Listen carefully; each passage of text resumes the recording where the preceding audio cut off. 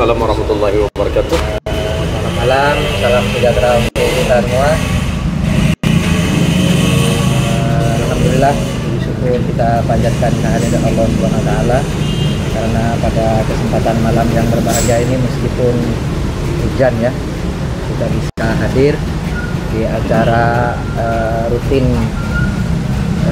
majelis kopi, bukan sekedar kopi tetapi kita Di mana ada kopi, di situ ada inspirasi.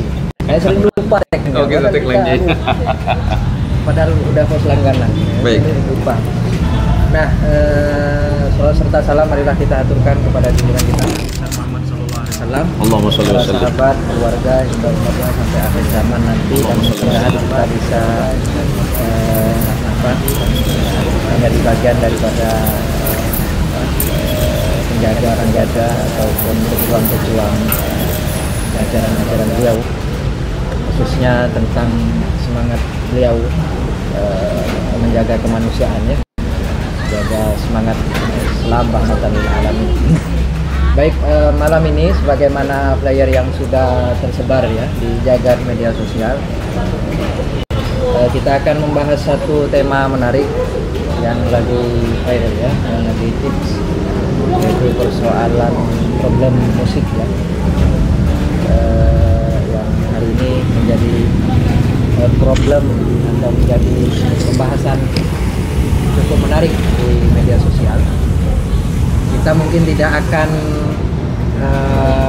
secara spesifik nanti mungkin fokus pada problemnya, tapi bagaimana sebenarnya nanti musik atau seni musik dalam khasanah Islam itu punya pengaruh yang cukup signifikan atau tidak. Nah, kita tahu dalam sejarah Islam mungkin akan dibahas oleh para narasumber, musik itu menjadi satu identitas tersendiri ya, yang menandakan berkembangnya peradaban Islam. Kita mungkin lebih banyak menyentuh sana, sambil kita mungkin nanti menyentuh sedikit tentang problem yang mencuat ya terkait dengan boleh atau tidak ya musik, nyanyian, syair dan sebagainya itu di dalam Islam gitu ya. Nah, oleh karena itu kita di tengah-tengah kita ini sudah hadir dua narasumber hebat. Ya, menurut saya hebat karena salah satunya mungkin sudah tidak asing lagi, yaitu guru kita semua, yaitu Ustaz Zain Muhsin Arsi. Kita sapa dulu. Assalamualaikum warahmatullahi wabarakatuh. Waalaikumsalam warahmatullahi wabarakatuh. Ustaz Fauzi. Alhamdulillah. Alhamdulillah. Wa antum? Alhamdulillah kuis lah. Insyaallah. Ya, menggunakan ya. Ammiyah ya. Nah, Ammiyah. Nah, ammiyah. Beliau nanti mungkin akan sedikit bicara kita soal pandangan dan perspektif beliau tentang musik. Dan kita juga kedatangan narasumber baru terlihat di layar kaca ya, yaitu Ustaz Hasani. Assalamualaikum. Waalaikumsalam. Ya, gimana kabarnya? Alhamdulillah. Baik. Teman-teman pemirsa Zain Muhsin Sosial, ini Ustadz yang satu ini masih jomblo. Perlu saya kabarkan ini, gitu ya. Tapi sangat disayangkan gitu ya. Sudah ada yang mengikat. Oh gitu ya. Pupus harapan sudah. Oh gitu ya. Tapi masih berpeluang berbuat baik. Oh gitu ya. Ya, masih berpeluang berbuat baik. Baik. Nah, nanti mungkin beliau akan sedikit juga banyak berbagi juga nanti tentang perspektif beliau tentang musik, mungkin dari sisi kesejarahan dan sebagainya, termasuk mungkin syair-syair Arab juga dan sebagainya. Beliau adalah alumni Ilmu Al-Quran dan Tafsir, Magister Program Ilmu Al-Quran dan Tafsir, Prodi ya, UIN Sunan Kalijaga Yogyakarta. Saat ini sedang juga mengabdi sebagai staf pengajar di IAIN Pontianak dan di beberapa pesantren di Pontianak. Minat beliau itu salah satunya adalah studi Al-Quran dan studi sama secara umum. Baik, mungkin saya awali dulu dari Pak Kiai Zain ya, terkait dengan musik sendiri atau seni lah secara umum. Seni ya, baik. Seni secara umum dalam Islam itu seperti apa sih? Baik. Assalamualaikum warahmatullahi wabarakatuh. Selamat malam, salam sejahtera untuk kita semuanya, sahabat-sahabat dan teman-teman di live channel Zen Motion Official, baik yang di live TikTok ataupun di YouTube ya, karena mohon izin untuk sahabat-sahabat dan teman-teman di Facebook kita lagi something wrong itu. Jadi malam ini saya berbahagia sekali bisa ditemani oleh dua orang anak muda ini yang memiliki energi yang sangat luar biasa. Tentu pertama adalah host kita Ustaz Fauzi Muliji, kemudian ada adik saya ini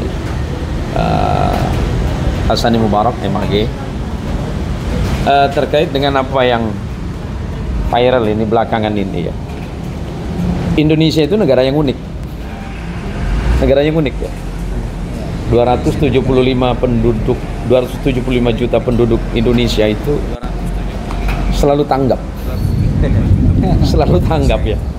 Hal-hal yang baru itu selalu menjadi isu. Padahal sesungguhnya itu adalah masalah lama. Kalau itu mau disebut masalah ya. Tetapi itulah manusia. Manusia itu kan tidak pernah berhenti ya.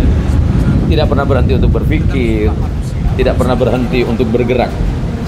Nah, terkait dengan apa yang menjadi obrolan kita malam hari ini sangat menjadi linear ya, di tengah kehidupan sosial masyarakat Indonesia yang mayoritas ini umat Islam, dimana kalau sudah berkaitan tentang agama, maka orang itu cenderung menggunakan dua terma saja, halal haram saja, ya kan?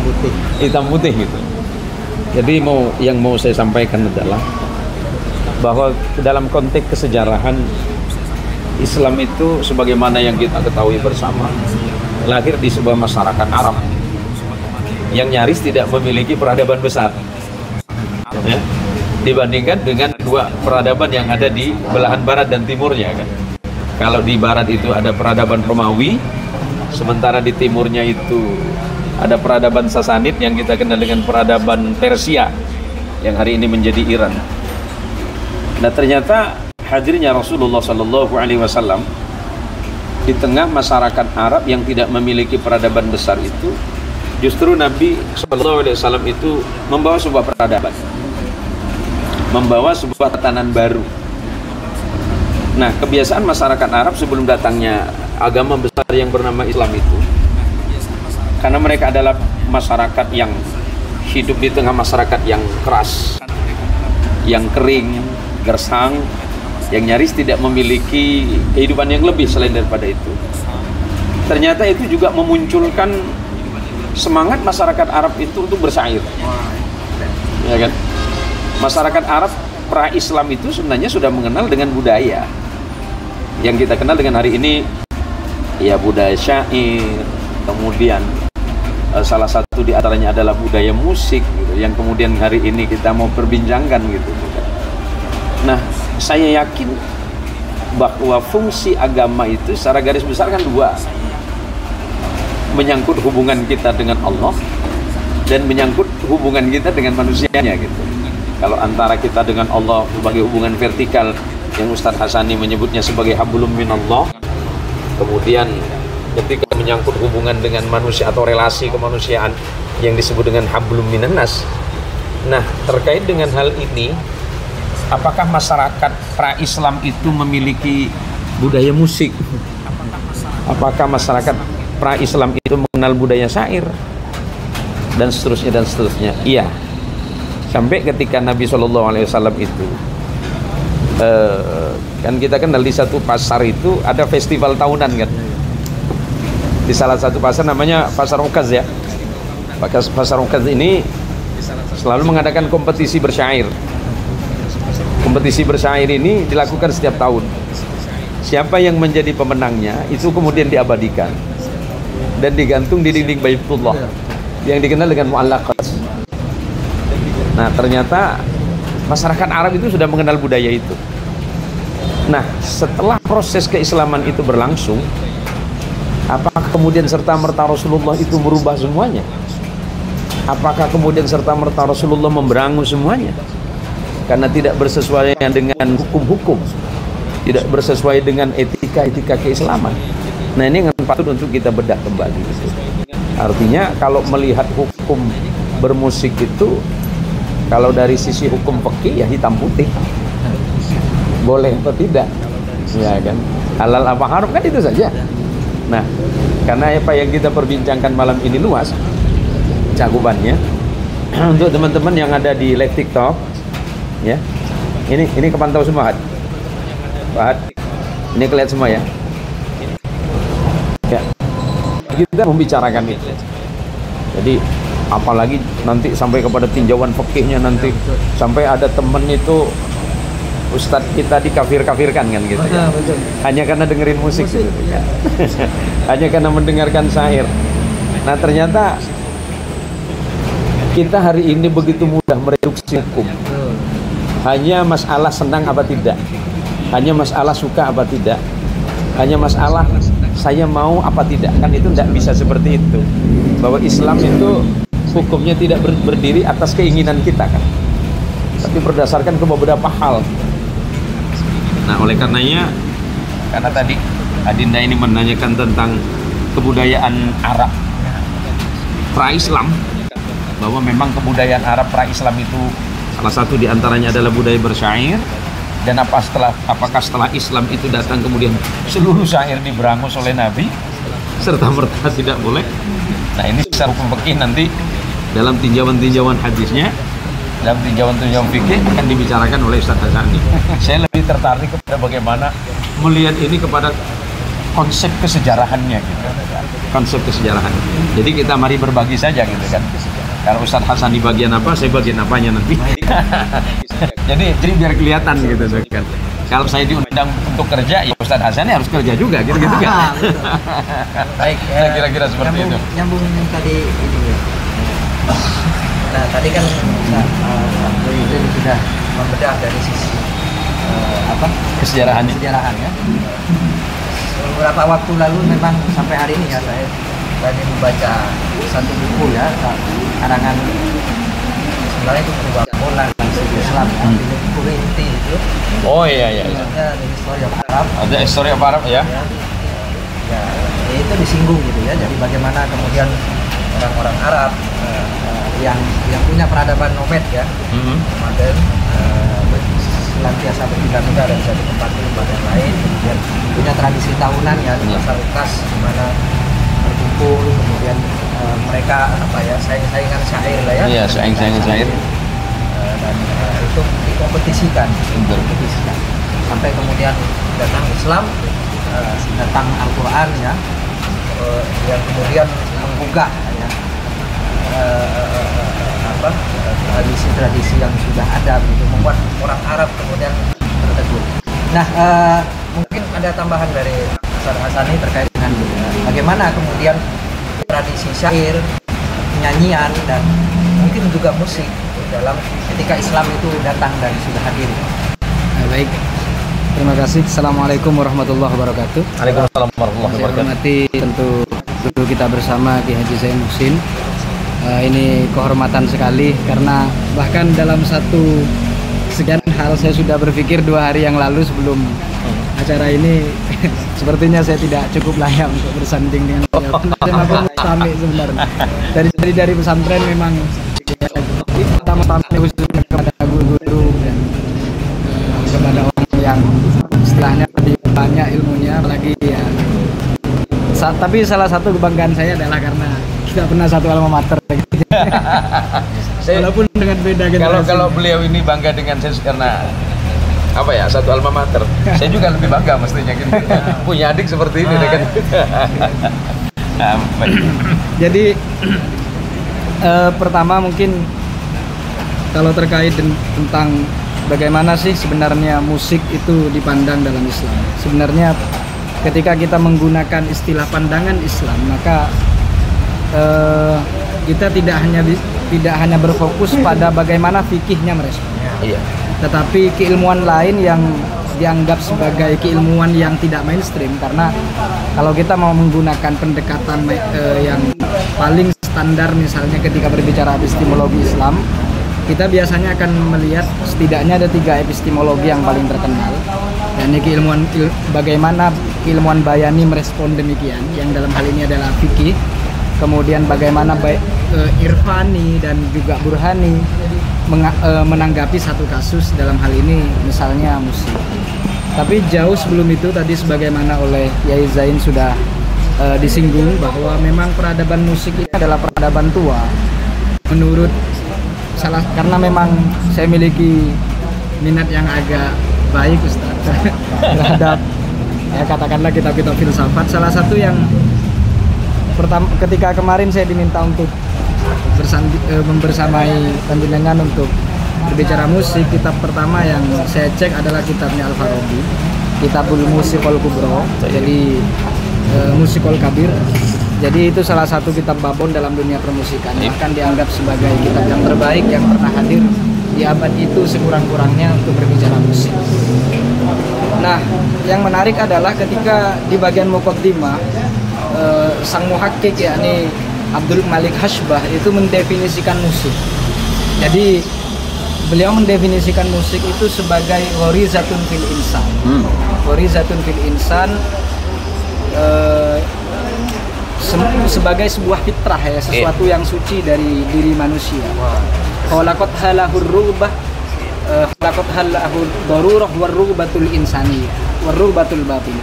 Satu fitrah manusia tentang keindahan yang mana itu tercipta karena di dalam terdapat satu aktivitas batin ya, aktivitas mental yang sangat kuat di dalam diri seseorang itu untuk liikhrajis saut, untuk mengeluarkan suara yang pertama ya, wal infialat al haditsah fin nas, atau aspek-aspek emosional lain yang dapat mendorong orang itu untuk mengeluarkan suara-suara tertentu. Jadi yang patut digarisbawahi dari pada penggalan makalah atau definisinya yang diberikan oleh Abdul Malik Hashbah itu, musik itu adalah fitrah pada dasarnya. Dia sesuatu yang sangat fitrah dari manusia dan dia tercipta karena kondisi manusia yang terus menghasrati akan keindahan dan mengekspresikannya. Oleh karena itu hasrat akan keindahan itu sangat berkaitan erat dengan kondisi solahul mazaj au fasiduhu. Jadi apakah seleranya baik apa tidak? Jadi intinya saya dulu pernah bercanda sama teman-teman. Jadi kalau kita selera musik kita rubah, maka akan ada beberapa pola sikap, pola hidup, bahkan pola berpikir yang jangan-jangan bisa berubah. Kalau kita menghasrati musik-musik rendahan, maka secara tidak langsung kita juga akan melakukan hal-hal yang rendahan. Karena ya apa ya, itu kan soal karsa, soal bagaimana perasaan itu bertumbuh, bagaimana kejiwaan itu diasuh oleh keindahan-keindahan yang kita konsumsi, yang kita dengar. Karena memang salah satu hal yang paling penting dalam musik, sebagaimana juga disebutkan dalam muqaddimah kitab Al-Musiqul Kabir itu adalah dia sangat berguna inda thalabir roha.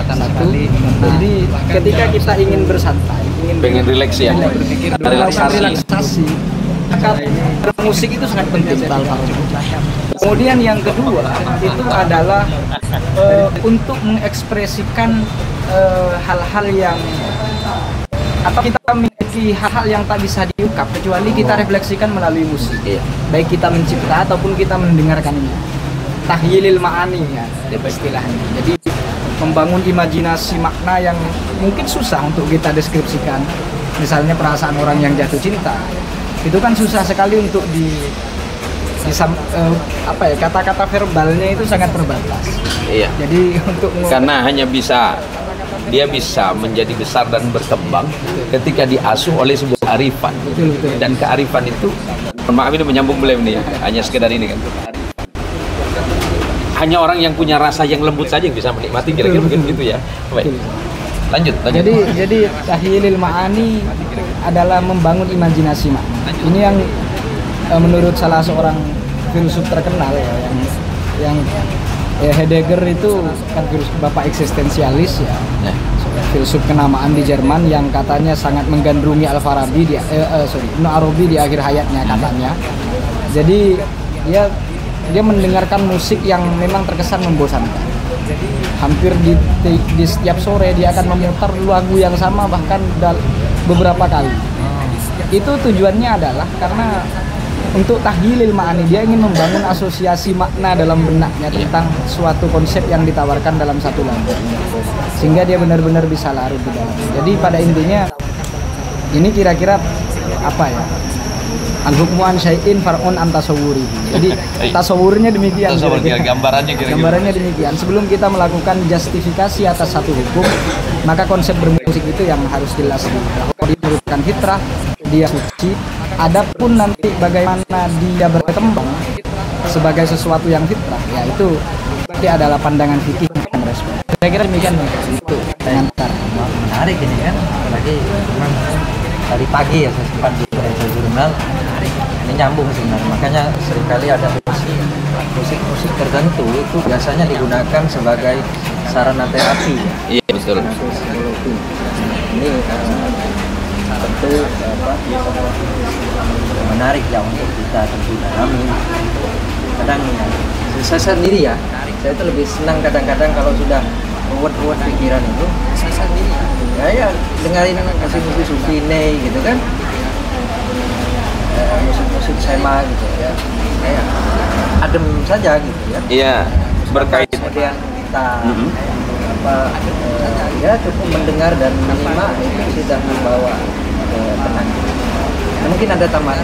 Saya pikir begini ya, bahwa kemudian kalau bicara soal kategori musik dalam hal ini yang menggunakan alat, maka kemudian kecenderungan ulama itu kan membagi dua.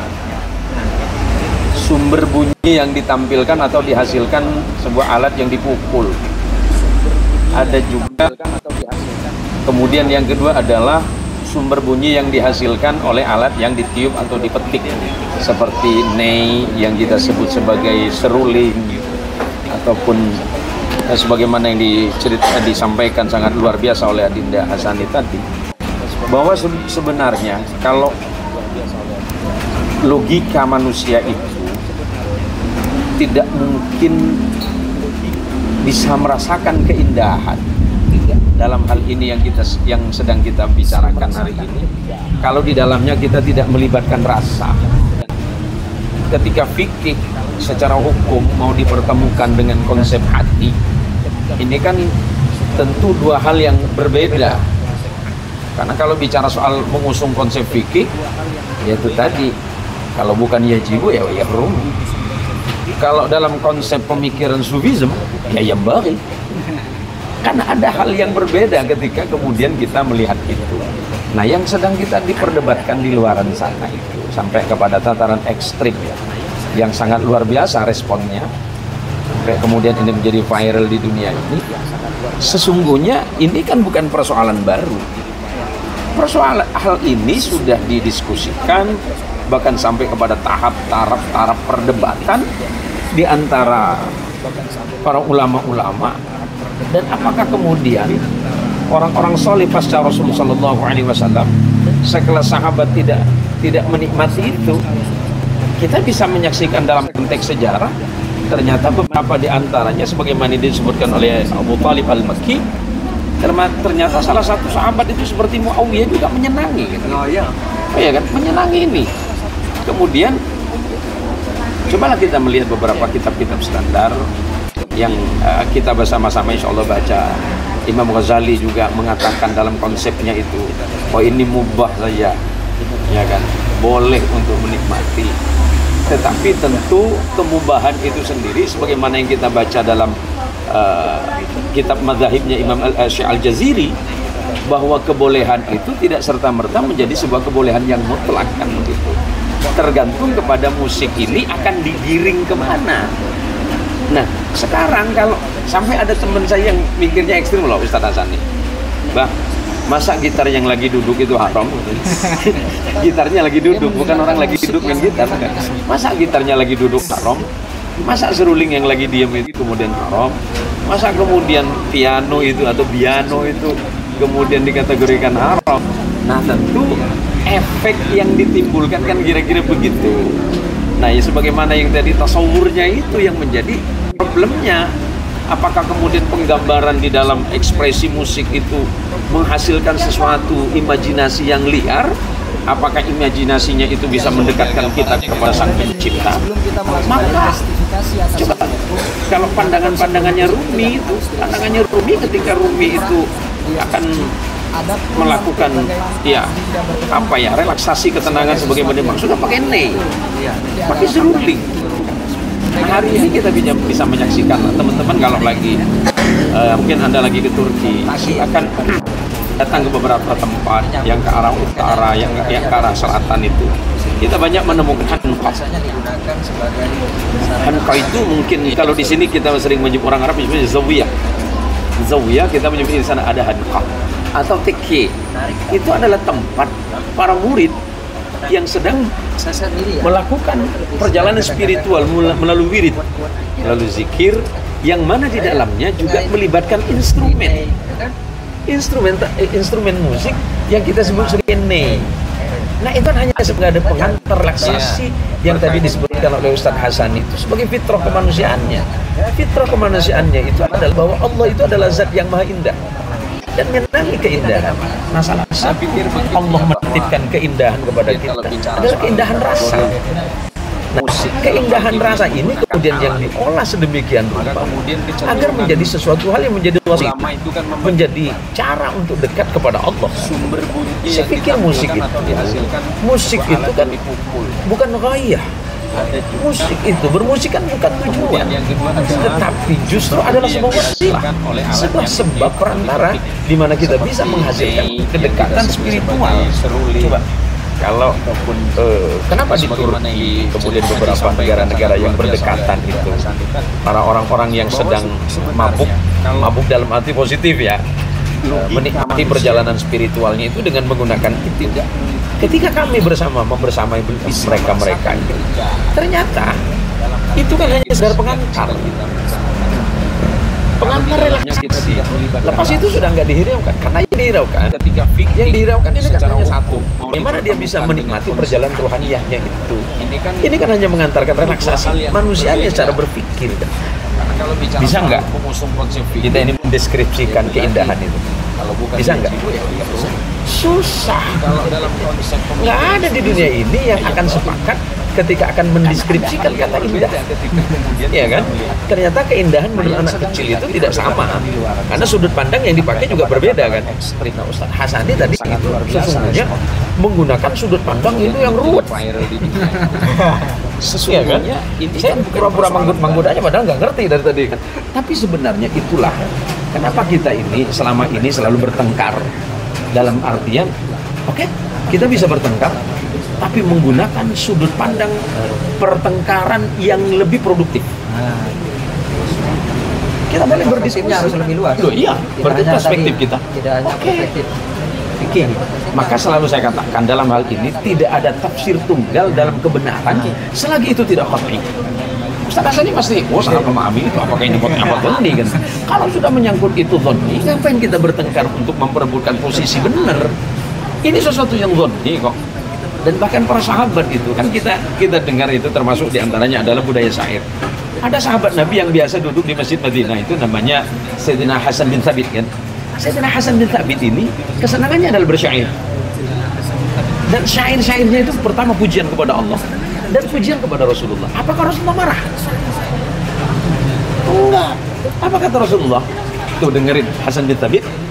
Nabi beliau mengatakan anna fi syi'ri hikmah. Sesungguhnya di dalam sebagian syair itu ada hikmah.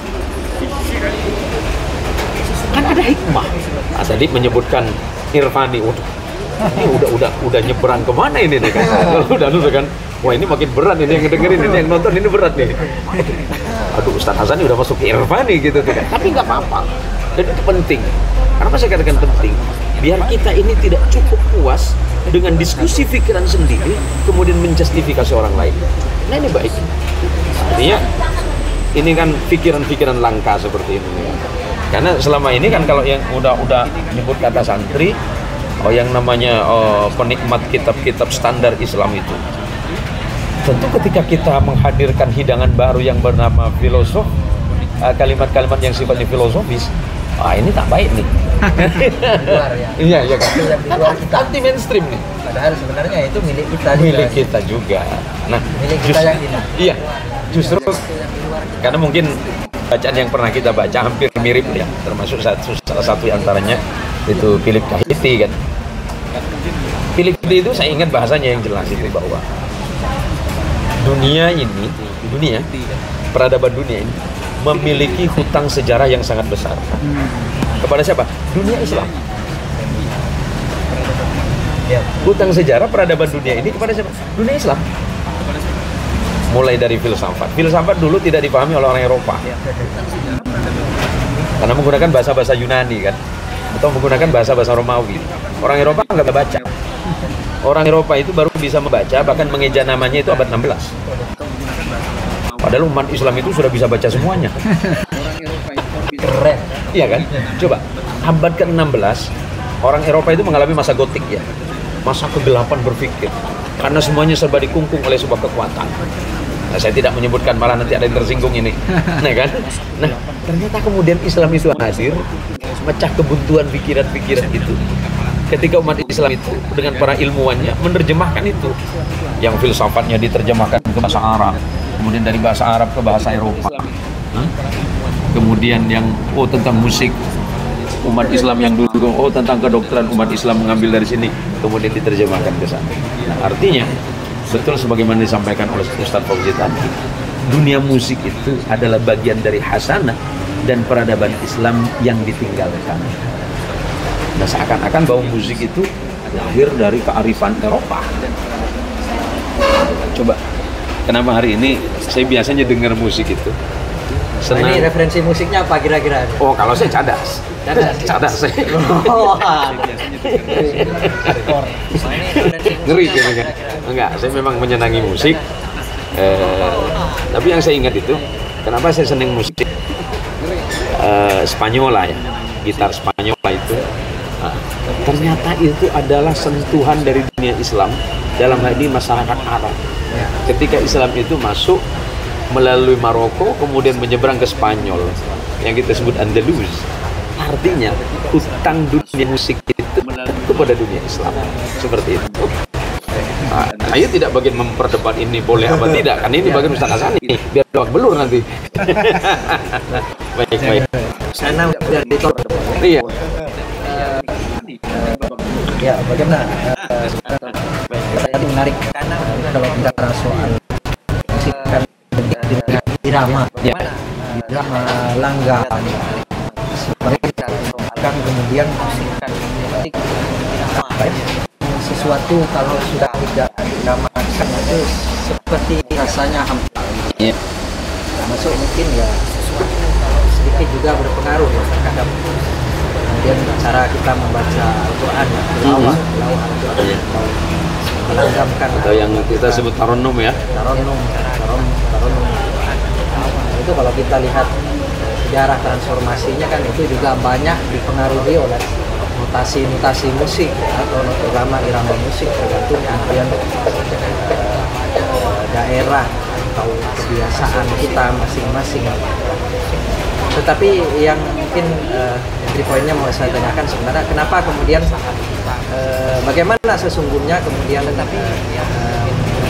Islam melihat atau apa dalam artian seringkali kan ya termasuk yang diperdebatkan saat ini ya rasanya ya persoalan bahwa musik diharamkan secara mutlak gitu ya kan. Kalau musik diharamkan secara mutlak, otomatis Anda ngaji, Anda bertaranum itu nggak usah pakai irama, baca lurus-lurus saja gitu. Iya, betul. Karena kalau sudah pakai irama, ya masuk ke bab itu. Sebab itu, karena bagiannya kan. Karena bagiannya. Ya, karena bagian Nah, ini variannya. bagaimana kemudian kita merespon gitu, atau melihat sebenarnya teks-teks yang kemudian di satu sisi ada yang menyebutkan, tetapi di sisi yang lain banyak juga misalnya hadis-hadis yang seringkali gitu teks yang kemudian gitu ya di satu sisi ada yang sholat menjadi yang lain asbab pengharaman musik secara betul. Gimana? Nanti mungkin GIZ bisa mempermudah atau ini ya atau menghilangkan sama sekali argumen saya. Tapi sebelum ke persoalan yang sangat diskursif itu Bang Fauzi, kita Dr. Jawad Ali itu ketika beliau, kalau tidak salah di bukunya Al-Arab Qabla Al-Islam yang jilid 2, beliau mengatakan bahwa tradisi bersyair oleh orang Arab itu adalah berkah alamiah, berkahnya alam. Jadi alam Arab yang gersang, tandus dan hanya di sepanjang mata memandang hanyalah hamparan padang pasir yang tak dapat mereka lihat, yang tak dapat mereka jangkau bahkan dalam pikiran mereka. Kemudian ketika mereka melihat ke atas hanyalah bintang gemintang yang justru lebih jauh dari mereka. Kemudian ketika mereka melihat ke belakang ternyata adalah pohon-pepohonan yang sudah mulai mengering. Yang demikian itu membuat orang Arab itu memandang kehidupan yang nyata ini itu sangat rendah. Sehingga yang paling kuat di dalam yang paling apa ya kira-kira alam yang demikian itulah yang membentuk budaya syair mereka. Budaya syair ini kan secara bahasa kan artinya pengetahuan yang sangat detail dan mendalam. Sehingga karena tempat yang mereka tepati itu tidak teranugerahi sebagaimana kita, itu justru melambungkan imajinasi mereka tentang realitas yang mereka temukan sangat sederhana. Misalnya sesimpel mereka melihat guru, sesimpel mereka mencintai seorang wanita, sesimpel mereka melihat untanya lari. Mereka segera merefleksikannya itu melalui kata-kata yang sangat puitis dan bahkan sangat tinggi. Ketinggian kualitasnya maksudnya kualitas kata-kata yang sangat tinggi itu setidaknya tercermin dari keabadian syair mereka yang sampai hari ini dianggap sebagai, kalau kita mau melihat bahasa Arab yang orisinil itu tetap bahasa syair. Itu kan menunjukkan betapa kuatnya kualitas makna bahasa mereka. Karena bahasa Arab yang berkembang belakangan itu tetap rujukannya kalau mau melihat maknanya itu ke syair. Sempat berpikir begini ya. Ketika Imam Syafi'i mengatakan bahwa untuk mengenal bahasa Quran dengan baik, Anda harus mendengarnya dari Pak. Sehingga beliau tinggal di Bani Burda itu 20 tahun. 20 tahun sehingga beliau bikin diwan itu sangat banyak sekali kan. Nah, berbeda penyair Imam Syafi'i penyair handal. Nah, sehingga dan saya bertanya kenapa sedemikian kuatnya makna itu terus menguat, terus berkembang, terus mengalami perubahan. Tetapi kenapa makna yang ada dalam syair tidak akan dalam bahasa? Bahkan ketika Islam sudah melampaui teritori kebahasaan mereka, batas wilayah, batas wilayah kata itu selalu ada. Yang saya pengen garis kata Islam itu kan kalau dari segi makna dasarnya adalah al-intiyat gitu. Tetapi kalau kita lacak lebih dalam sampai ke akar kata sin lam mim ya, itu realitas maknanya sangat luas sehingga bentuk kata apapun bisa diolah dengan itu.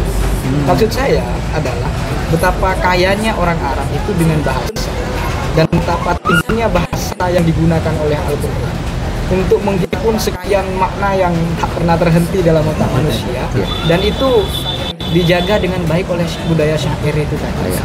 Sehingga ketika berbicara Quran, maka kita naif sekali kalau kita menolak syair. Dan yang menarik dalam Quran adalah ada kata syairu. Jadi syair itu dalam Al-Quran beberapa kali didatangkan untuk menyangkal anggapan orang-orang bahwa Nabi Muhammad itu syair. Yang menarik adalah Al-Quran tidak menggunakan kalimat fi'ilnya, tapi menggunakan kalimat isim. Dalam ulumul Quran standar, ketika Quran itu justru mendatangkan kalimat isimnya, maka yang dirujuk bukan aktivitas syair itu, melainkan karakteristik yang melekat pada seorang penyair. Yang pada waktu itu karakteristik seorang penyair itu kan terkenal ugah, terkenal suka dusta, adu domba dengan syairnya, macam-macam. Sehingga bukan aktivitasnya yang dilarang, tapi karakternya. Sehingga di dalam, apalagi dalam kata asy'ara yang tadi umumul qaul itu, dalam tanam itu dua dia himun, itu kan itu sangat jelas merujuk kepada sekelompok penyair, kecenderungan para penyair pada saat itu, bukan aktivitas syair itu sendiri. Karena memang dalam dunia Islam syair itu sangat dihargai dan kualitasnya tinggi. Kira-kira itu. Ya, saya membaca juga apa yang pernah dituliskan oleh Symu'nis dalam kitab beliau ketika menjelaskan tentang Quraisy dari sebuah lembah kecil yang merubah dunia. Itu kan bangsa Quraisy, di mana dari sekian bangsa Arab yang ada di Hijaz dan sekitarnya, peradaban bahasa tertingginya kan bangsa Quraisy. Kenapa kemudian Allah Azza wa Jalla wa Ala itu memilih Rasul Sallallahu Alaihi Wasallam itu dari bangsa Quraisy? Dan tidak itu cukup itu saja, ternyata Rasulullah itu juga dibesarkan di satu perkampungan kecil di Bani Sa'idah, ya. Bahwa di perkampungan kecil Bani Sa'idah ini memang dikenal dengan tradisi sastra Arabnya yang tinggi. Hingga masyarakat yang ada di sekitar Arab, sekalipun di sekitar Mekah dan sekitarnya itu, ketika bertemu dengan orang-orang dari Bani Sa'idah yang hari ini hanya tinggal beberapa orang di kampung ini, ya, di pinggiran kota Mekah, orang Arab kalau mau bertanya tentang bahasa Arab, mau tanya tentang keindahan sastra Arab, hari ini ke Bani Sa'idah. Tapi Bani Sa'idah sudah mulai hampir punah. Yang kemudian ini sebelumnya adalah ibu susu Rasulullah, yaitu Halimah As-Sa'idiyah.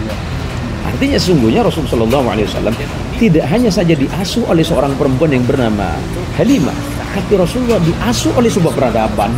Rasulullah itu diasuh oleh sebuah entitas. Rasulullah itu diasuh oleh keagungan. Rasulullah itu diasuh oleh berbagai macam pandangan-pandangan yang sangat indah. Hingga kemudian Rasul Shallallahu Alaihi Wasallam mengatakan, "Adzabani Rabbi fa ahsana ta'dibi," atau wa ahsana ta'dibi. Allah yang mendidik aku langsung nih tentang adab ini, peradaban ini, maka baiklah, dan adab adalah adab yang terbaik. Dari sisi ini yang dapat kita baca sedikit. Memang selama itu Rasulullah diasuh siapa? Kan tidak. Rasulullah secara fisik memang Rasulullah dijaga. Diasuh pertama oleh ibundanya, kemudian wafat, diasuh oleh datuknya, wafat, diasuh oleh pamannya. Kita melihat apakah Rasulullah itu ya, dibesarkan oleh cara berpikir Abu Thalib? Enggak. Abu Thalib yang membesarkan sudut pandang, tetapi peradaban Arab dengan nilai susastra yang tinggi yang membentuk bahasa Rasulullah itu begitu indah. Tidak ada di antara masyarakat Arab itu yang mampu melebihi keindahan dalam berbahasa selain dari suku Quraisy. Jadi kemudian ketika Allah menampilkan bahasa-bahasa Qur'ani, di mana yang membuat para penyair itu, kalau kita menggunakan sekumpulan lebih elok ya, kalau gerombolan malah agak aneh nanti. Sekumpulan penyair itu tertegun ketika mendengar inna a'tayna kal kautsar. Itu baru satu. Kita selama ini kan hanya bermain di wilayah yang standar saja, tidak masuk kepada penyelaman makna. Padahal setiap kalimat, bahkan setiap kata, bahkan setiap huruf itu sesungguhnya menyajikan rahasia-rahasia indah di dalamnya. Coba ketika Al-Quran dalam konteks derivasinya, ada yang membaca korona, qaf, ra, ain, alif, non, kan mengumpulkan sesuatu yang berserakan. Kan memang Al-Quran mampu menghimpun seluruh jenis susastra bahasa yang ada di masyarakat Arab pada masa itu menjadi satu kesatuan yang kita sebut Al-Quran hari ini. Maka sesungguhnya kalau mau merujuk sebagaimana yang Adida sampaikan, Rasul Shallallahu Alaihi Wasallam beberapa kali waktu selalu mendatangi sahabat beliau yang memang suaranya indah, itu sahabat Abu Musa Al-Asy'ari kan. Saya kemudian, ya Rasul, Al-Quran itu kan diturunkan kepada Anda, kenapa saya harus membacanya? Apakah tidak lebih baik Anda yang membacakan untuk saya, kata Abu Musa Al-Asy'ari radhiyallahu anhu. Apa kata Rasulullah? Suaramu itu sama indahnya dengan Daud. Artinya Rasulullah menyenangi keindahan tidak? Karena apa yang dibaca oleh Abu Musa itu memiliki standar keindahan suara yang indah, apalagi yang dibaca Quran.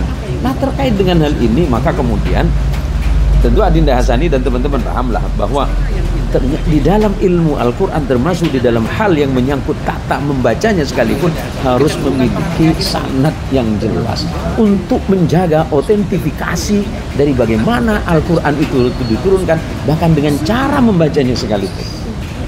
Ini menunjukkan bahwa Islam itu luar biasa merawat kebudayaan. Islam itu begitu luar biasa merawat keindahan di dalam berbahasa dan bahkan sistem membacanya sekalipun.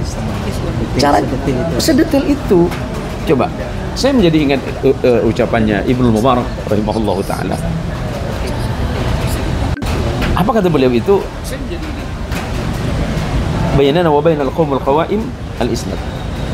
Yang membedakan antara kita yang beragama ini nih, Islam nih, dengan di luaran sana, agama yang di luaran sana adalah sanad di dalam berilmu. Kalau di luar sana kan nggak perlu sanad. Di dalam Islam perlu dong. Bahkan termasuk dalam kesusastraan juga harus jelas. Lah, Ustaz Hasan ini belajar kepada siapa nih? Sastra Arabnya belajar kepada siapa? Nah, selama ini kan kita ini selalu gagal mengeja dan kemudian tidak mampu memahami secara utuh bahwa ternyata selama ini yang paling standar yang kita bicarakan hanya masalah gramatika berbahasa saja kan. Apakah ini dibaca a, i, u, apakah ini menjadi un, apakah tidak. Tapi ternyata sastra Arab itu yang sangat tinggi. Maka kemudian Ali bin Abi Thalib ketika menyampaikan kalimat-kalimat indahnya disusun oleh murid-muridnya, kemudian yang dikenal sebagai Nahjul Balagha. Salahkah Ali bin Abi Thalib? Kalau Ali bin Abi Thalib salah, terus yang benar siapa? Anda? Kita ini siapa? Kita ini siapa? Ali bin Abi Thalib itu kan dikenal dalam keindahan berbahasanya yang kita sering baca dalam kitab Nahjahnya itu, Nahjul Balagha itu. Kalau sekelas Ali bin Abi Thalib kemudian kita kritisi, lantas yang benar itu siapa? Yang benar itu siapa kan? Ada. Ini datang 1400 tahun iya. Yang memang kita nggak tahu datang dari negeri mana kita hari ini. Nah ini patut untuk kemudian kita cermati bersama bahwa sesungguhnya Islam itu sendiri tidak pernah menolak keindahan, termasuk di dalamnya yang hari ini sedang kita ributkan, bahkan kita perdebatkan. Ini bukan asing, malah asing. Iya. Kenapa saya katakan asing? Hanya kemudian kita ini lupa, oh bahwa ternyata Islam itu mengajarkan keindahan itu sendiri dan memberi ruang seluas-luasnya ya atas keindahan itu. Ya. Nah, ini yang kadang kalian terpikir gitu kan, eman-eman kalau kita kemudian ikut alur membahas soal perbuatan fikih ya. Iya. Soal ya keindahan musik atau keindahan syair, apalagi kita berdiskusi soal terma yang itu sifatnya sangat-sangat terbatas gitu ya. Makanya saya senang sekali gitu kita mengobrolkan ini, termasuk mungkin ya bagaimana kemudian nanti kita bincangkan dan transformasi musik, seni, syair kemudian dalam peradaban setelah Islam datang sampai hari ini begitu kan, dengan munculnya berbagai macam jenis aliran musik begitu. Bahkan kadang ya maaf lah kita ini seolah-olah kadang salah kaprah begitu kan, sesuatu yang berbahasa Arab dianggap ini gitu kan, sesuatu yang Islami begitu ya, saking tidak pahamnya kita gitu ya. Itu juga tidak boleh juga sebenarnya menurut saya begitu kan. Iya betul. Saya ingat ya dan belakangan ya kemudian kita baru tahu lah setelah kita membaca gitu ya, ternyata lagu-lagu yang kemudian populer di era 80 90 begitu kan, ternyata artis yang mempopulerkan pertama kalinya itu misalnya ya beragama Islam ternyata gitu kan, seperti Fairuz Allah. Gitu, kan? Saya termasuk orang yang menyenangi suaranya Fairuz. Nah iya sama. Ya wanita Libanon ya. Iya wanita Libanon, Maronit. Iya Maronit. Gitu kan. Tapi syair-syairnya Fairuz itu kan mengajak kepada kedamaian. Coba ketika ada satu lagu itu Zahratul Madain itu. Zahratul Madain. Waktu saya kecil masih di pondok itu kan, keren. Setelah kita paham, oh ya Allah. Ya tapi mau diapain? Artinya kan kita dalam proses pengetahuan itu sendiri ya, Rasani. Dan apa ya? Tapi saya tidak menolak pesan-pesan kedamaiannya. Pesan-pesan universal yang disampaikan oleh Fairuz. Bagi saya itu kan pesan yang sangat luar biasa kan. Tapi di situ ternyata memang kita ini harus lebih bijak menyikapi hal-hal yang sedemikian rupa. Kalau kata saya sebenarnya Ustaz Hasan, bukan teman-teman itu tidak tahu, tapi sulit untuk menghargai dan menghormati perbedaan. Bisa dibayangkan perdebatan panjang antara dua sahabat utama Rasul Sallallahu Alaihi Wasallam, sahabat Zaid bin Thabit, penulis redaksi Al-Quran turun kepada Nabi, Dan kemudian sahabat yang paling memahami Al-Quran yang bernama Abdullah bin Abbas. Perdebatan panjang Abdullah bin Abbas dan Zaid bin Thabit itu kan hampir nggak selesai ketika membahas masalah hukum waris kan. Tapi apakah kemudian Zaid bin Thabit itu menjadi bermusuhan dengan Ibnu Abbas? Kan enggak. Bahkan Ibnu Abbas ketika melihat sahabat Zaid bin Thabit masuk kota Madinah, Ibnu Abbas lah yang mengambil tali kekang kudanya sebagai penghormatan terhadap ulamanya. Tapi ketika Ibnu Abbas mengambil tangannya siapa? Zaid bin Thabit, Zaid bin Thabit malah mencium tangan Ibnu Abbas. Apa kata Ibnu Abbas? Inilah cara Nabi mengajarkan menghormati ahlul baitnya. Ini ya, artinya perbedaan pendapat yang tidak mengarah kepada kerusakan. Kita ini asal berbeda jadi rusak. Coba kurang gimana kerasnya perdebatan Umar bin Khattab, kurang gimana kerasnya perbedaan pandangan antara Umar bin Khattab dan Khalid bin Walid. Tapi apa? Khalid bin Walid legowo menerima keputusan Umar. Kalau Khalid berkeras, emang siapa Umar, kata Khalid misalnya. Khalid bin Walid itu panglima Islam yang tidak pernah kalah. Islam sebelum dan setelah Islam tidak pernah menolak. Nabi pernah dikalahkan oleh Khalid bin Walid dalam peristiwa perang Uhud. Kita ributkan. Kalau melihat itu kata Umar, wah ini bukan asik kalau berurusan dengan Khalid. Kenapa saya katakan Khalid? Oh enggak, aku menghormati Umar. Karena dia sahabat keindahan itu. Nah ini yang hampir tidak kita miliki. Ketika berbeda, kemudian mohon izin, kita menganggap musuh. Anda bukan golongan kami. Saya hanya teringat bahasanya Gus Dur saja, Ustaz Hasan. Gus Dur itu bilang begini, ya dengan gaya Gus Dur ya. Ya kalau mereka kafirkan saya ya gampang. Habis itu saya syahadat lagi. Dikafirkan lagi, syahadat lagi kan gitu. Nah kalau saya lebih melihat itu, yuk mari kita ini tasamuh sajalah. Tasamuh saja. Berlapang dada, bersikap legowo ketika perbedaan itu ada. Sesungguhnya perbedaan itu bagian dari rahmatnya Allah. Nah, kalau referensi yang dibaca oleh Ustadz Hasani ini bukan kaleng-kaleng ini berat ini. Saya sendiri baru berapa menit hampir botak saya ini. Ya lanjut. Baik, ya menarik sebenarnya itu tadi apa yang disampaikan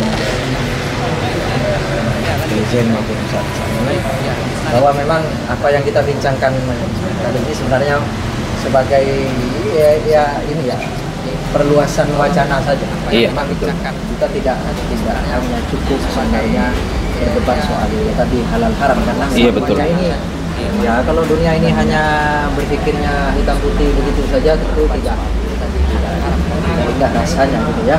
Apalagi kemudian ini melihat kita berbicara soal sesuatu yang melibatkan rasa, ekspresi, aktualisasi rasa, aktualisasi hati dan sebagainya. Ini ada yang lebih lucu lagi itu. Ketika saya baca komentar-komentar orang itu tentang perdebatan itu. Tadi Adinda Fauzi Muliji itu bawa-bawa Arab segala gitu. Karena memang terma yang bisa bahas ya itu gitu kan. Jadi bahwa apa yang ada pada masa jahiliyah sebelum datangnya Nabi, setelah masa kerasulan dan kenabian itu ada, semuanya diberangus. Diberangus. Seolah-olah Islam itu bangunkan di baru. Iya, bangun sesuatu yang baru. Saya jawab itu. Nabi itu tidak merusak apapun. Nabi tidak merusak apapun. Nabi itu membenahi, meluruskan apakah itu sesuai apa tidak dengan hukum-hukum Allah, kan? Nah, kita kan bicara soal peribadatan yang ada di sekitar Baitullah, termasuklah Baitullahnya sendiri. Apakah Rasulullah menggantinya? Kan tidak, ya kan? Apakah bangunan-bangunan yang ada di sekitar Baitullah itu kemudian Rasulullah menggantinya? Enggak. Rasulullah itu hanya meluruskan hal-hal yang tidak bersesuaian saja. Nah, kalau menurut hemat saya, kalau memang kita mau berdiskusi, tapi sebelum diskusi kita sudah membawa hukum yang kita yakini, ya susah. Karena kalau bahasanya orang Madura itu sampai kiamat 5 kali nggak selesai.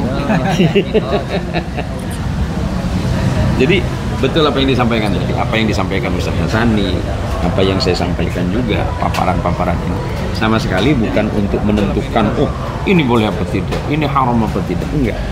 Sani itu menjelaskan bagaimana konsep musik menurut pandangan ulama-ulama Islam, dan itu kan lebih apa ya, lebih adil dan lebih fair gitu.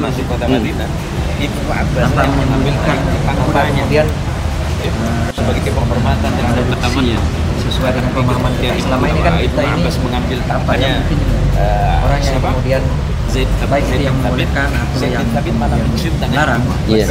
Apa kata Ibnu Abbas? Mereka tidak jujur mengajarkan menghormati dalam menyampaikan satu argumentasi.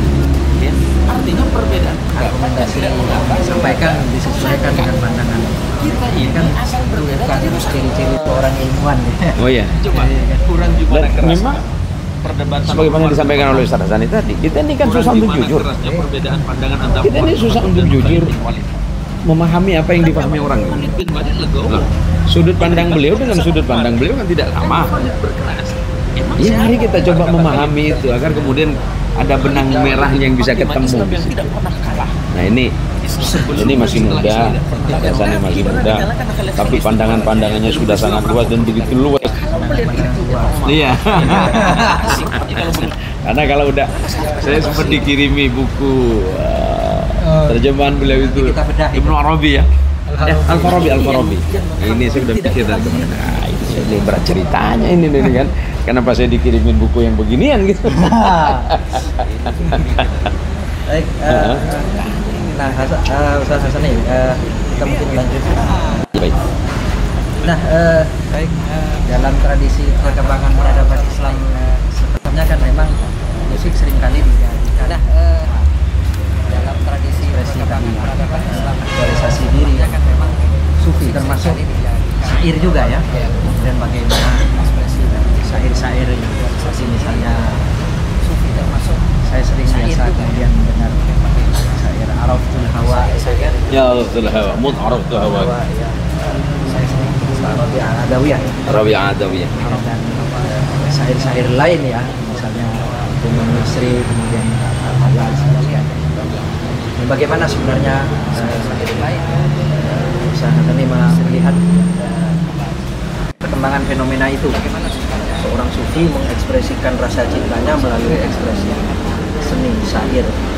Ya, terima kasih. Jadi memang kalau kita mau lebih jujur ya ketika kita dihadapkan dengan fenomena ini kan kalau perdebatan yang lagi hangat sekarang ini kan murni perdebatan fikih yang dimana. Iya betul. Perdebatan fikih itu sudah ada pada tataran ini sebenarnya. Jadi masing-masing orang yang meletakkan hukum itu mereka tidak mungkin terlepas dari adabul ifta atau tata cara memberi fatwa. Iya, ada berifta. Jadi tata cara memberi fatwa itu sangat ketat sebenarnya oleh para ulama. Maksud saya ketika kita mau berbicara pada tata cara memberi fatwa, itu hampir nyaris tidak ada fatwa yang bisa lahir satu. Enggak bisa. Karena nanti ada ketentuan, misalnya orang yang berdakwah di barat dengan orang yang dakwah di Indonesia akan berbeda. Misalnya tentang kasus yang spesifik, misalnya perdebatan tentang jilbab macam-macam, itu kan butuh strategi kalau masalah ifta. Demikian pula dalam hal musik, para ulama itu sebenarnya ketika meletakkan hukum itu ya mereka dibentuk atau dituntut oleh ketentuan-ketentuan dalam memberi fatwa itu tadi. Nah kalau tasawurnya tadi sudah jelas ya, artinya secara musik itu adalah fitrah. Kemudian kenapa misalnya banyak ulama yang mengatakan itu merupakan hal yang tidak baik? Biasa saya ingat sekali misalnya ya di dalam kitab-kitab fikih standar kan alat musik itu disebutkan dengan alatul malahi. Jadi ayat-ayat yang alat-alat yang bisa membuat lupa. Iya, melalaikan. Memang benar. Artinya kita harus mengakui bahwa kalau kita tidak dalam kondisi ekstase sebagaimana Rumi, jangan sok-sokan menggunakan musik. Oh iya. Nah, itu yang patut diingat. Yeah. Kalau kita tidak dalam kondisi tidak selevel Ibnu Arabi ketika mendengarkan musik, ya jangan sok-sokan menggunakan itu juga. Gitu. Iya. Platform kita beda. Kalau beliau menggunakan musik itu ekspresi, katakanlah ekspresi tasawufnya gitu ya. Cara dia mendeskripsikan keindahan. Kalau kita yang pakai zikir aja itu masih kurang, ya jangan sosokan ke musik.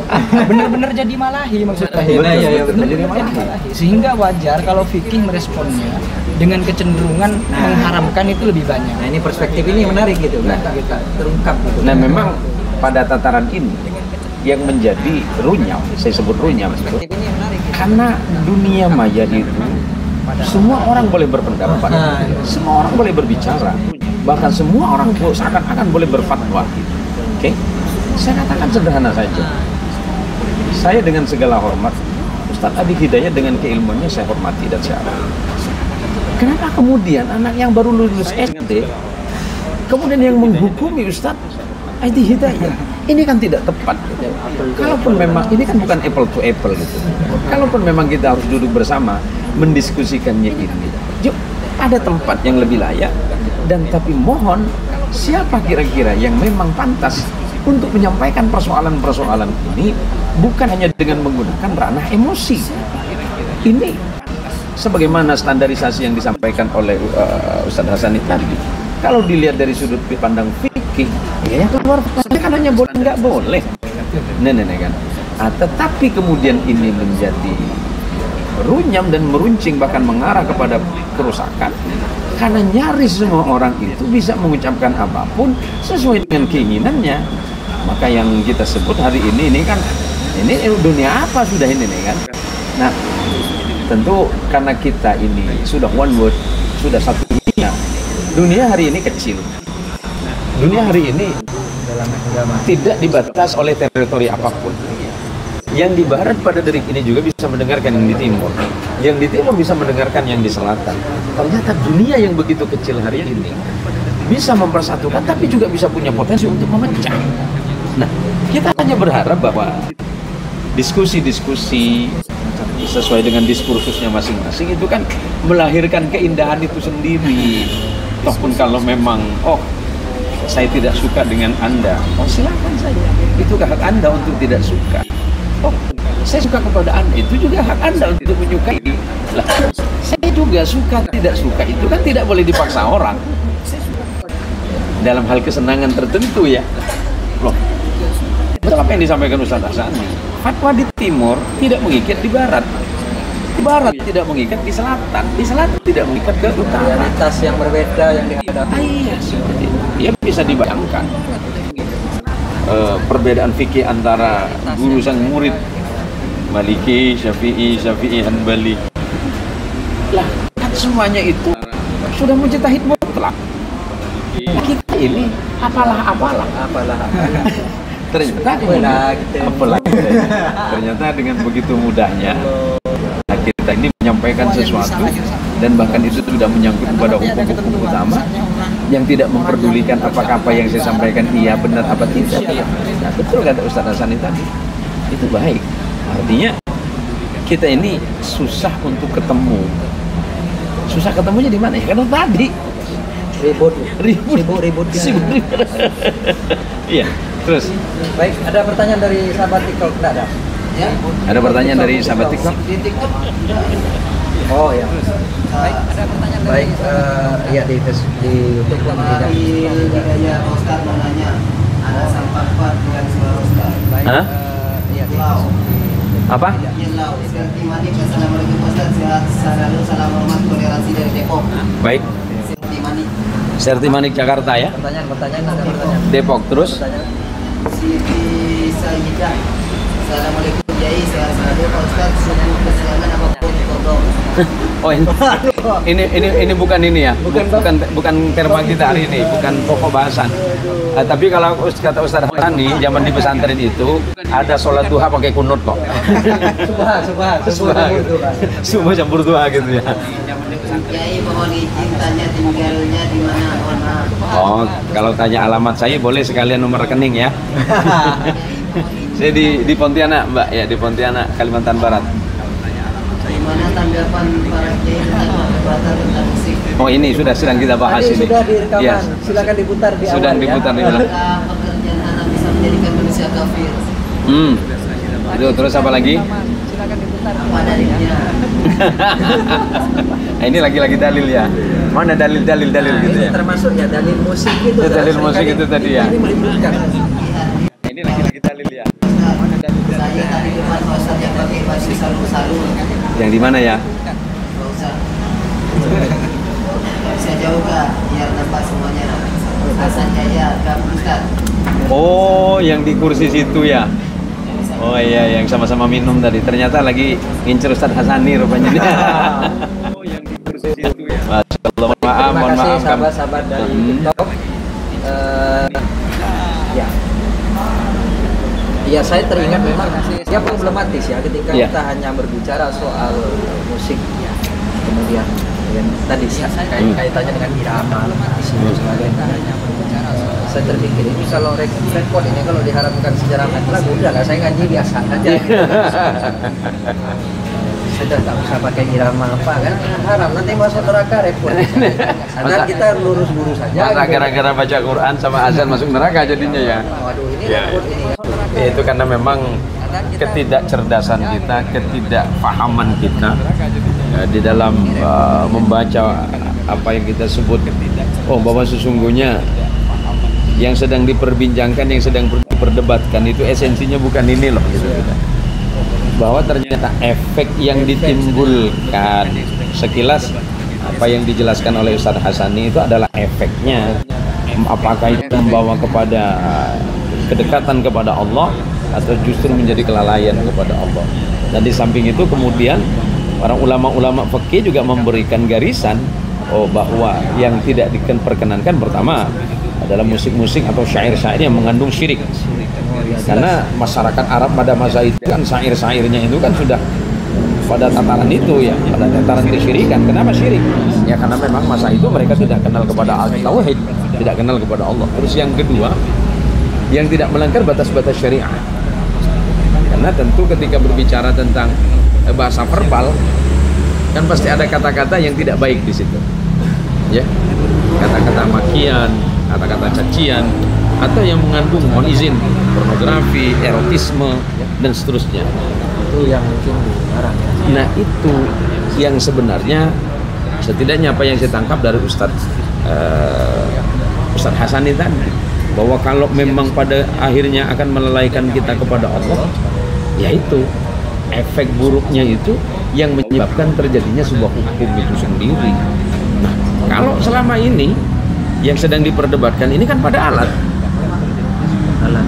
Lah, yang namanya alat kan ada alat pukul.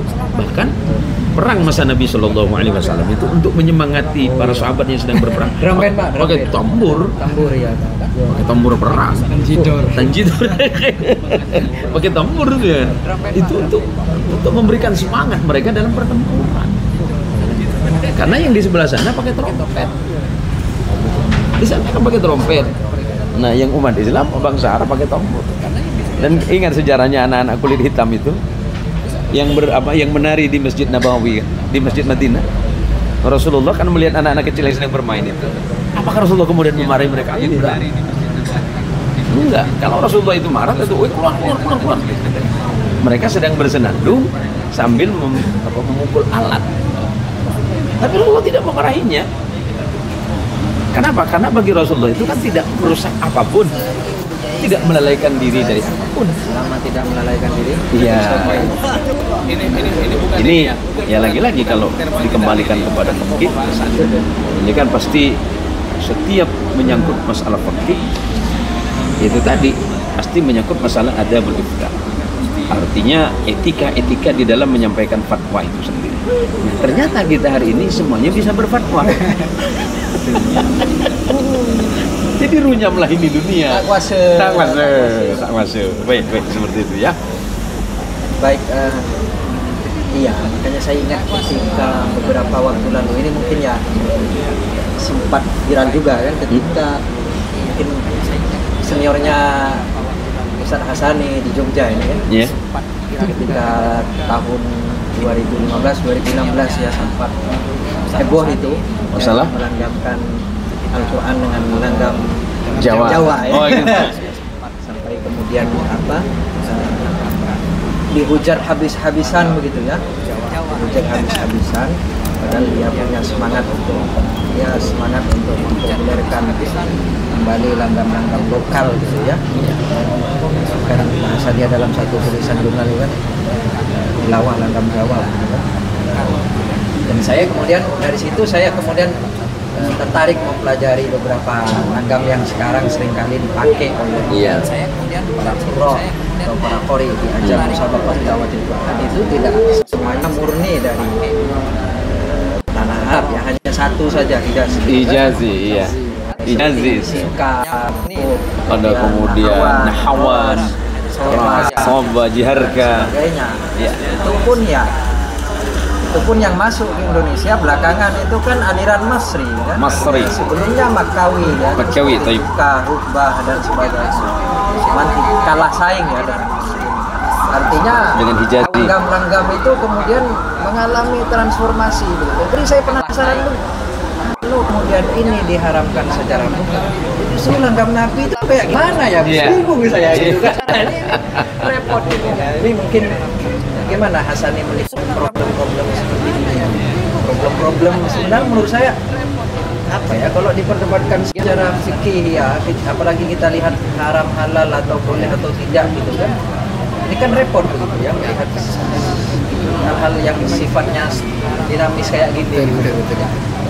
Ya, pada intinya sebenarnya fikih ini sangat mudah logikanya sebenarnya.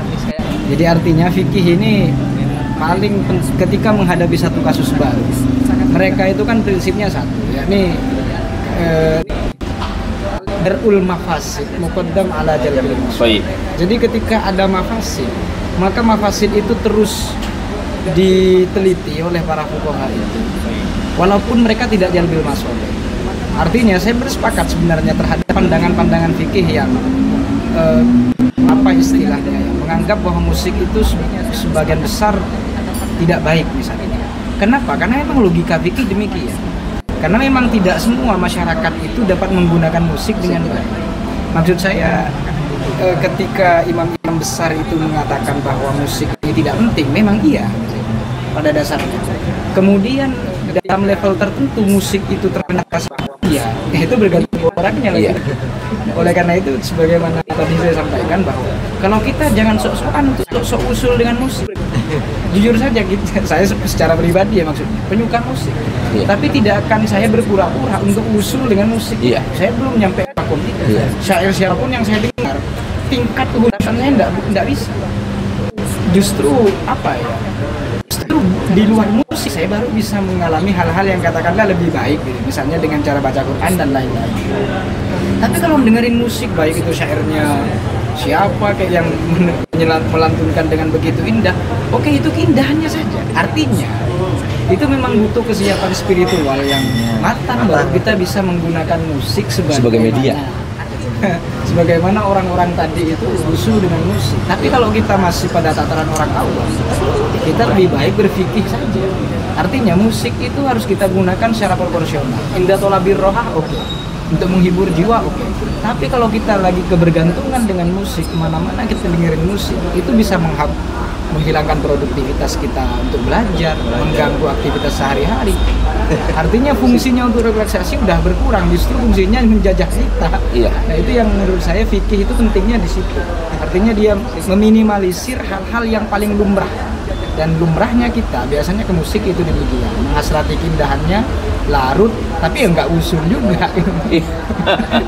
Karena usulnya bab lain, artinya.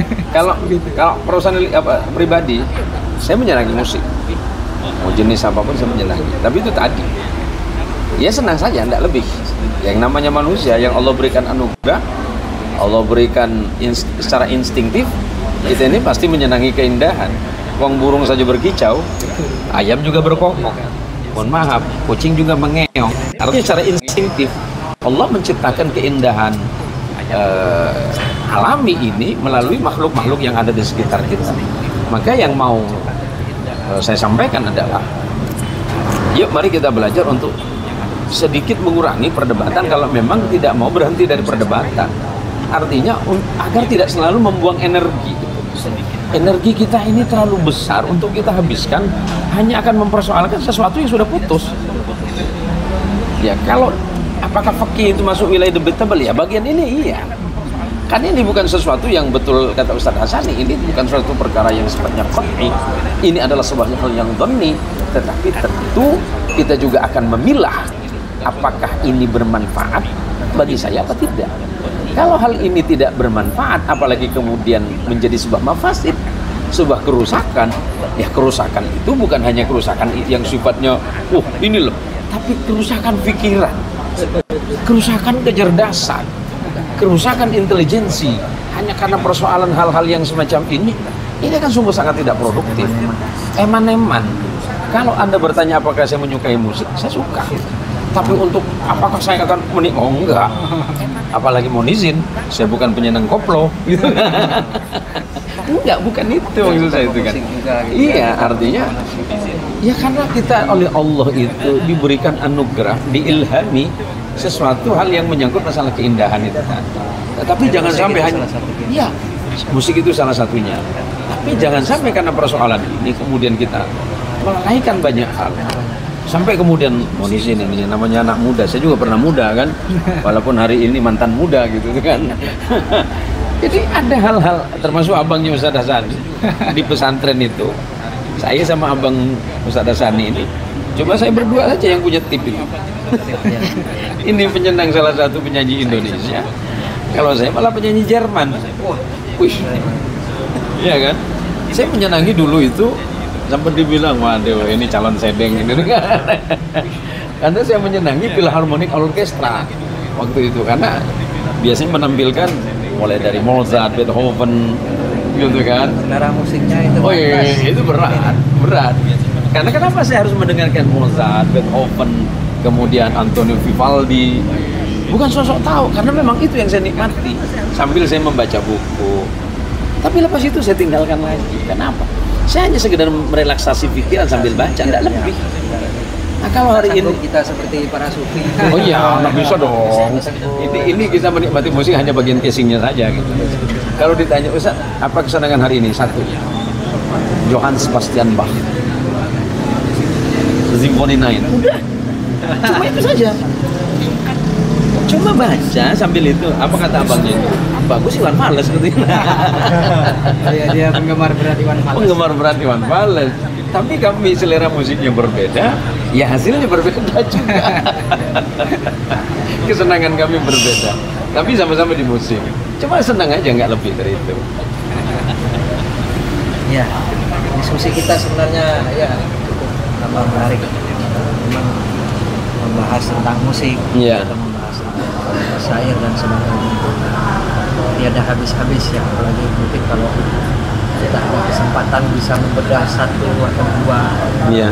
syair khazanah keislaman yang cukup tinggi itu kita menarik sebenarnya kalau kita membahas dan kita perkenalkan ke publik ya, sebagai salah satu upaya. Tapi nantilah kita di lain kesempatan. Insyaallah. Karena memang waktu juga mungkin sedikit closing statement tentang tema pembahasan kita pada kesempatan ini, mulai dari Ustaz Hasani. Mungkin terkait beberapa hal yang akhir-akhir ini disorot dan banyak disorot oleh media ya, dan juga jadi perbincangan hangat oleh warganet. Sebenarnya itu adalah perbincangan yang bagus maksud saya, daripada tidak berbincang sama sekali atau justru hal-hal yang lain yang diperbincangkan. Ya, ini berarti setidaknya kita melihat bahwa dengan hadirnya perbincangan itu istilahnya diskursus keagamaan itu sudah mulai banyak direspon dengan baik oleh masyarakat, terlepas apapun bentuknya. Itu mungkin salah satu kecenderungan yang mungkin yang baik. Artinya ada masih orang-orang yang merasa bahwa perbicaraan tentang hukum di dalam media massa itu masih penting. Kemudian sebagai akhir, musik ini memiliki tingkatan. Jadi sebagaimana tingkatan penikmatnya juga. Jadi kalau Kiai Zain itu menyenangi musik-musik yang memang demikian nuansanya, artinya katakanlah itu selera musik intelek memang. Jadi musik intelek, artinya itu selera intelek. Dulu rupa-rupanya kan selera musik itu demikian. Artinya jazz itu dianggap musik-musik intelek, yang mendengar adalah orang-orang yang berjas, kemudian di klub, di restoran-restoran tertentu, klub malam. Sedangkan musik-musik semisal keroncong itu adalah musik pinggir. Artinya ada kelas. Kalau mau kita naik kelas, maka selera musiknya harus naik kelas juga. Artinya karena musik ini memiliki kelasnya sendiri, maka tidak semua orang itu memiliki kualitas dalam bermusik, dalam menikmati musik. Sebagaimana mungkin bagi orang yang hanya euforia saja dengan musik sampai memangkas waktu mereka, produktivitas mereka, maka yang lebih baik adalah pandangan ulama yang mengatakan bahwa musik itu yang bisa mendekati haram, misalnya kalau ternyata musik yang didengarkan adalah musik-musik yang haram. Kemudian sebagai relaksasi tentu saja itu tidak masuk ruang haram. Oleh karena itu ini tentang adabul iftah saja. Sehingga perdebatan-perdebatan yang semacam ini alangkah baiknya dikembalikan kepada musik, fungsi musik itu sendiri. Fungsi musik itu sendiri dan bagaimana kita meresponnya. Artinya beberapa musik, karena tadi Yaizen sudah menyinggung selera musik ya. Saya menyenangi beberapa musik. Nah, kalau musik lokal saya senang Rhoma Irama. Karena bagi saya beliau musisi jenius ya, dengan musikalitas yang baik gitu. Karena menurut saya agak susah ya punya selera musik Rhoma Irama. Kemudian ya musik-musik, karena saya anak zaman sekarang ya, jadi saya senang anak awal tahun 90 akhir lah. Karena saya senang dengan Stone Seven, Peter Pan. Ya, sejenis itu ya. Tapi alhamdulillah saya nggak terkontaminasi dengan musik-musik yang mulai tidak indah itu.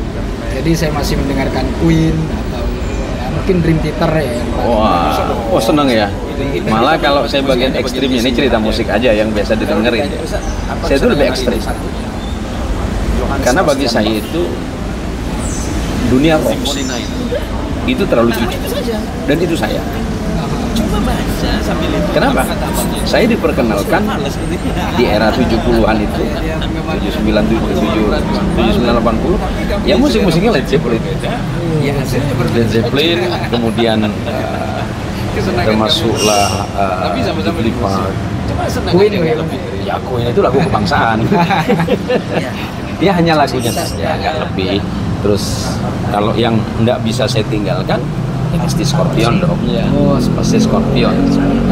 Karena bagi saya, kenapa saya menyenangi selera musik di rock, selain yang memang menu utama saya itu adalah orkestra, yang agak-agak berat itu ya. Tapi ya sekali lagi yang saya maksud itu tidak lebih hanya sekedar menikmati.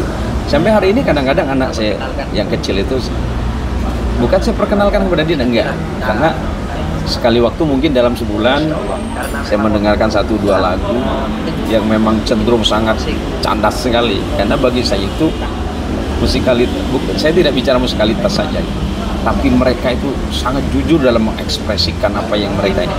Cuma yang bagian maki-makinya enggak dong.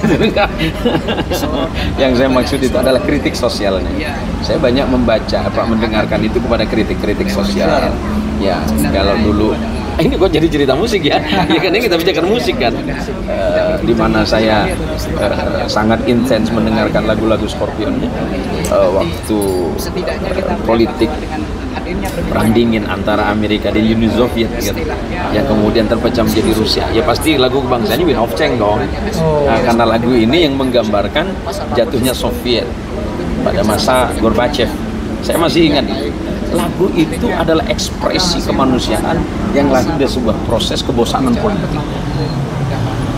Ya, itu yang saya sampai hari ini kalau dengar lagunya Wind of Change, ya pasti saya kembali lagi tahun 89-90. Saya tidak lebih dari itu. Artinya nuansa-nuansa musik yang saya dengar tidak lebih dari itu. Dan alhamdulillah atas izin Allah, tidak ada satu hal pun yang saya lalaikan. Artinya, ya saya dengar, saya nikmati, tidak lebih. Yang namanya manusia. Kalau Anda bilang, waduh haras, ya urusan saya. Kalaupun dikafirkan ya tinggal syahadat lagi. Ya tinggal syahadat lagi saya nanti. Baik, terima kasih kepada Ustaz yang Terima kasih luar biasa ini. Tema diskusi kita pada kesempatan ini bisa membawa semacam setidaknya wacana alternatif dan penyegaran. Iya, baik. Sebenarnya saya agak kurang enak sebenarnya menggunakan bahasa polemik gitu ya. Enggak, betul. Artinya kalau kita menyebutnya sebagai pertengkaran intelektual. Ya, bisa lebih nyaman sebenarnya menyajikan semacam sajian yang lebih segar antara sajian-sajian yang ada. Iya. Agar kita tidak, ya menunya bisa lebih variatif dan perspektifnya lebih luas, termasuk sosial. Terima kasih juga kepada pemirsa baik yang di TikTok, berapa yang di TikTok musik. Wah, ini berarti TikTok yang dilupain ini. 43 ya, biasanya 100. Iya, tadi nggak kelihatan. Karena nggak pantau itu. Terima kasih. Biasanya ratusan. Mudah-mudahan kita bisa disimak dengan baik dan mungkin apabila ada saran tentang tema-tema yang mungkin bisa kita bahas, silakan tinggalkan jejak di kolom komentar dan jangan lupa untuk senantiasa mengikuti channel resmi sosial yaitu Facebook, TikTok, Instagram dan sebagainya untuk mendapatkan konten keagamaan yang menyegarkan dan inklusif. Senang ya. Malah kalau saya bagian ekstrim ini cerita musik aja ya biasa didengar ya. Terima kasih. Saya itu lebih ekstrim. Atas perhatiannya, mohon maaf. Karena bagi saya Assalamualaikum warahmatullahi wabarakatuh. Selamat malam dan salam sejahtera. Waalaikumsalam warahmatullahi wabarakatuh. Terima kasih. Luar biasa. 70-an itu. Ya musik-musiknya Abang Sambian Iwan Balas nggak lepas. Sampai semakin Gue udah lepas sekolah. Scorpion. Sangatan setelah sekamar. Ustaz Said abang yang nggak bisa saya tinggalkan. Tapi saya itu memang musik klasik. Menu wajibnya itu klasik. Selera musik di rock. Selain yang memang menu utama saya itu adalah orkestra, yang agak-agak berat itu ya. Ya tapi ya sekali lagi yang saya maksud itu tidak lebih hanya sekedar menikmati. Sampai hari ini kadang-kadang anak saya yang kecil itu bukan saya perkenalkan kepada dia, enggak, karena sekali waktu mungkin dalam sebulan saya mendengarkan 1-2 lagu yang memang cenderung sangat candas sekali. Karena bagi saya itu musikalitas, saya tidak bicara musikalitas saja, tapi mereka itu sangat jujur dalam mengekspresikan apa yang mereka ini. Cuma yang bagian maki-makinya enggak dong. Yang saya maksud itu adalah kritik sosialnya. Saya banyak membaca, mendengarkan itu kepada kritik-kritik sosial.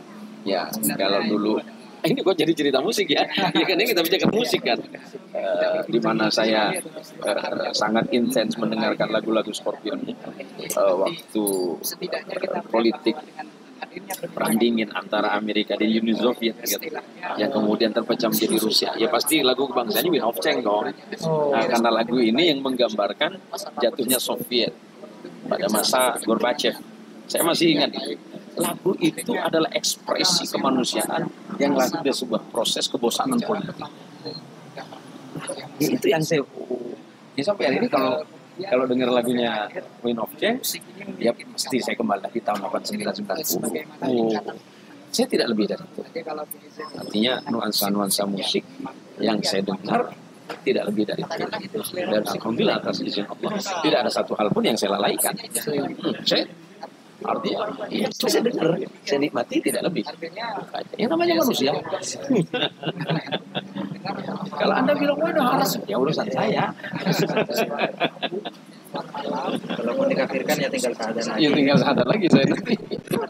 Baik, terima kasih kepada yang Terima kasih luar biasa ini. Tema diskusi kita pada kesempatan ini bisa membawa semacam setidaknya wacana alternatif dan penyegaran. Iya, baik.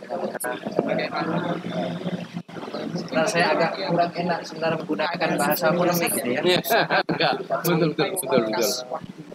Artinya kalau kita menyebutnya sebagai pertengkaran intelektual. bisa lebih